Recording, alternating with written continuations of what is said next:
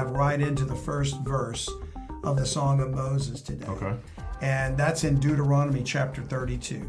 So we're going to spend the next 3 episodes in Deuteronomy 32, going verse by verse through the song, and analyzing it and make sense of it. Because what we saw in the prelude last week was that the group of saints who are now in heaven in Revelation 15 they had victory over the beast. They refused to take the mark.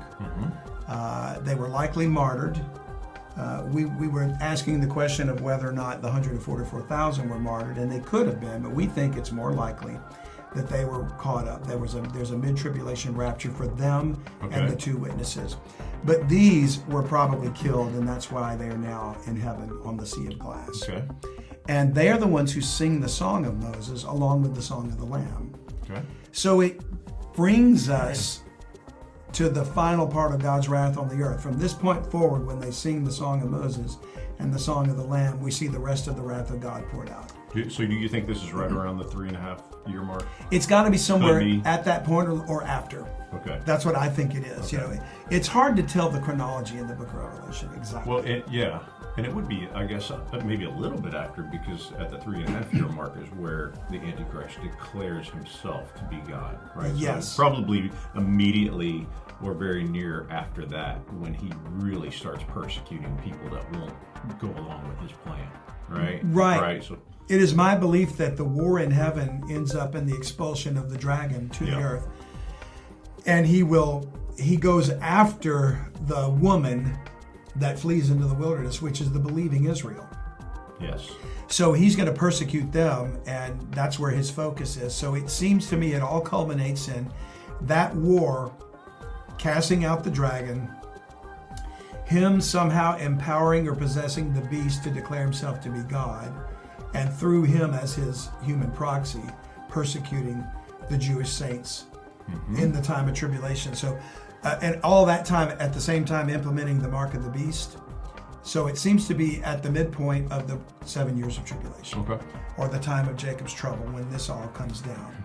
So we now then turn to the actual Song of Moses, recorded in Scripture, Deuteronomy 32, where the Lord addresses heaven and earth. The song starts out with him saying, "Listen, everybody, here's what's about to go down." Okay. Verse 1, "Give ear, O ye heavens, and I will speak, and hear, O earth, the words of my mouth." He's addressing both angels and the nations. Because who's in the heavens to hear? We don't have colonies, maybe the International Space Station, maybe. Unless there's actually bases on the moon, which there probably are. Okay.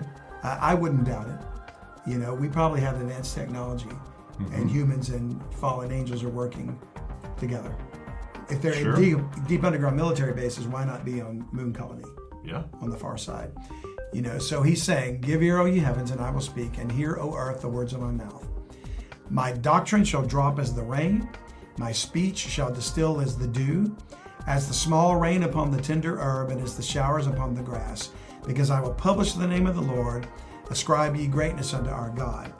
And I think it's interesting how he calls his doctrine, it's like the description there, dropping as the rain, speech distill as the dew, as the small rain upon the tender herb, that there's a gentleness about it.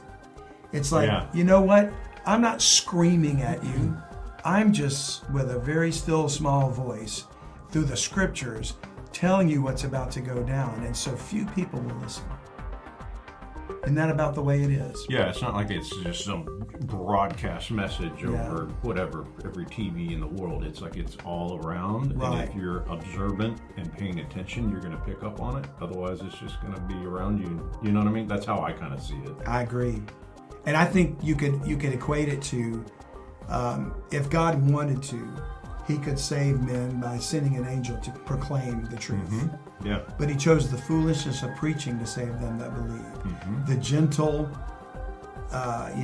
sometimes, impassioned plea of preachers and people sharing their testimony, one by one at a time, through the instead love of Christ. Instead of, like you said, a giant angel just proclaim it, everybody's going to believe that, right, when they see it. You'd think that, but isn't it funny you say that? Yeah. Because in Revelation 14, as we saw last week, there's an angel flying through the heavens saying, don't take the mark. There's one that follows him that says, come out of Babylon. And there's one before him that says, he proclaims the everlasting gospel, which is fear God and don't worship the other gods. So even with three mighty angels proclaiming truth in the world in the last part of the tribulation, men still won't. So that'll tell you how strong and how real that deception is, right?